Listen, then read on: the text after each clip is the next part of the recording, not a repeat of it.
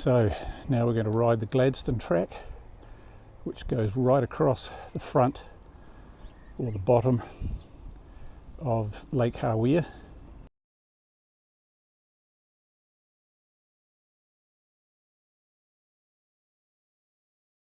We'll go across to Johns Creek Reserve, which is only 6.9 km, so short ride but very pretty.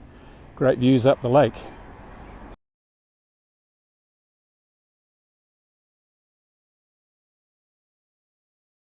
So let's go. The start of the track here goes through a bit of the suburban area. There's a growing population of holiday homes and permanent residents living here now. As is happening in most of central Otago, it's becoming a very popular place for families and retirees, especially when you've got weather like this and facilities like this on your door. Again, this track is very like the Hawea track, bit of a super highway, very easy riding, no technical aspects to it at all. The only risk you run riding this over the summer is head-on collision. There's a lot of people that ride over the summer that just got a new e-bike or a mountain bike for Christmas, and some of them haven't ridden a bike for 20 or 30 years and don't quite remember what the brakes do and how fast you can go on an e-bike.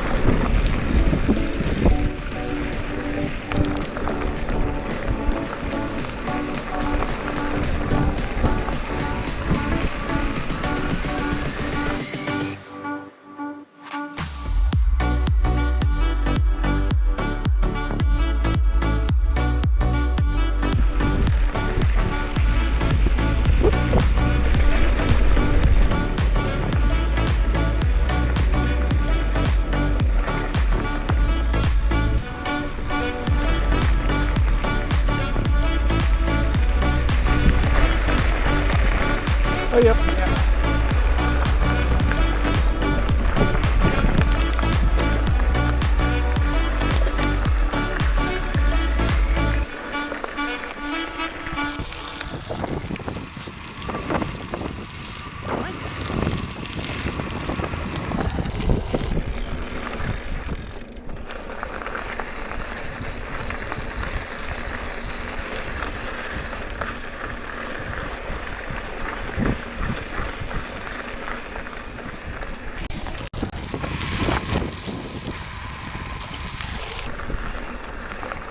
As you can see, it's a pretty spectacular view.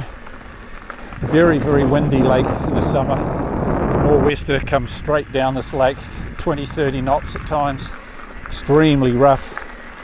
So people try to tuck into the trees here with their houses to keep out of the wind.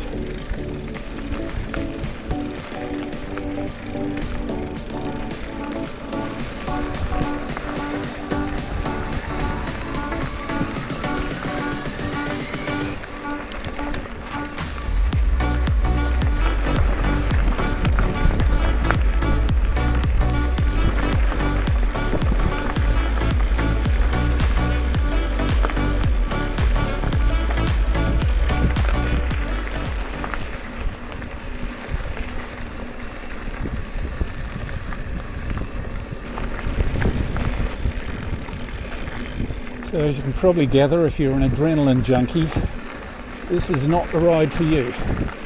This is cruising country, cruising cross country.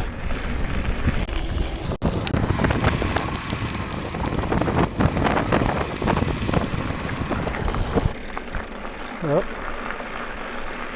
that's the end of the village. We are pretty much out into the rural countryside. We're heading round to those clay cliffs, right round the top of those, over towards the bluffs that you can see in the far distance out over here. That's where the track ends.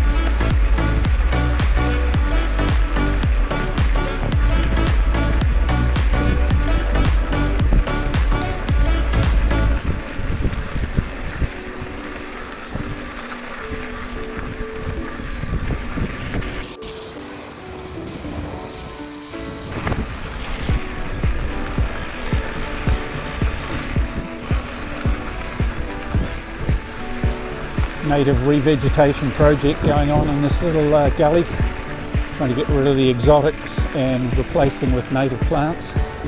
It's tough work in this environment when it's 30, 35 Celsius in the summer.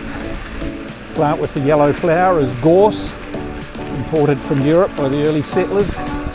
Here it's considered an absolutely obnoxious weed.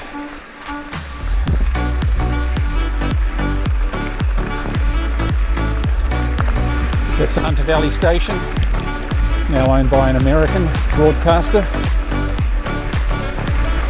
And leave them up there over the summer, leave them alone as much as they can obviously, and then bring them back down periodically for shearing or drenching or whatever else the animals need. The fine wool is used in the best Italian suits, much higher than its natural level, and it gets higher than this at times as well, so it's been eroding into the cliffs.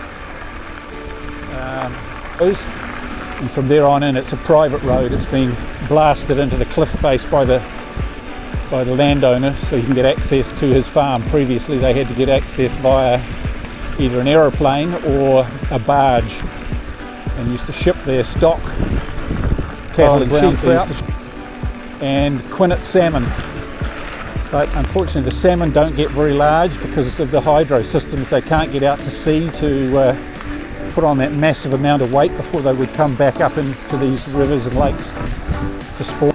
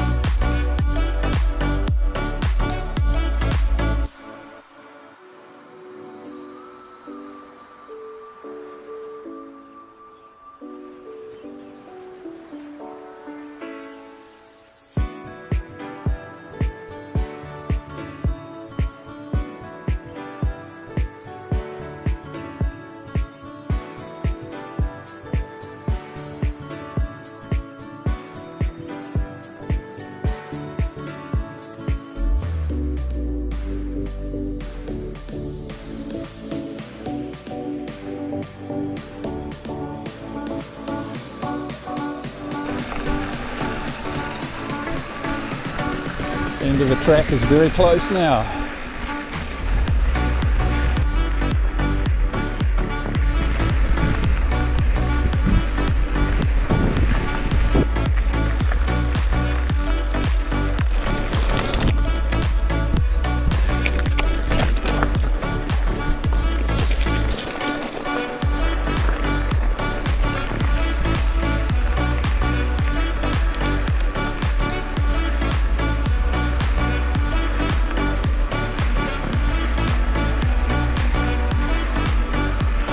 And there we have the end of the Gladstone Track.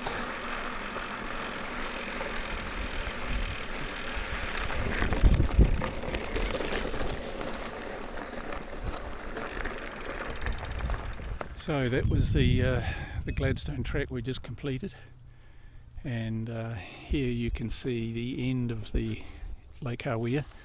And for those of you that saw some of my earlier videos, you would have seen me talking about the glacial ice that used to cover this area, probably 2,000 or 3,000 feet of ice here, and it would have been coming straight down the lake towards us.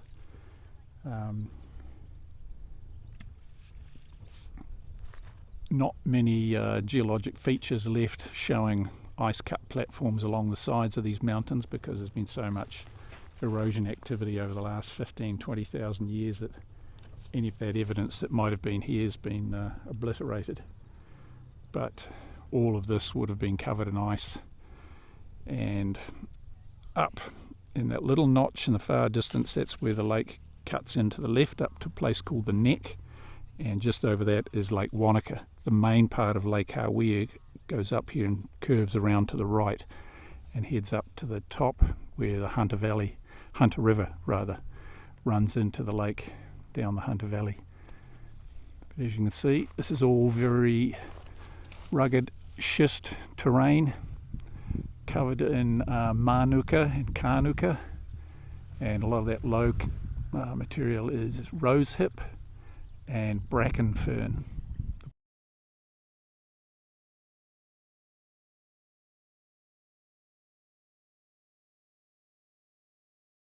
Bright green things in the foreground are willows and poplars, all European imports, as are the pines, a lot of them from Europe and from North America.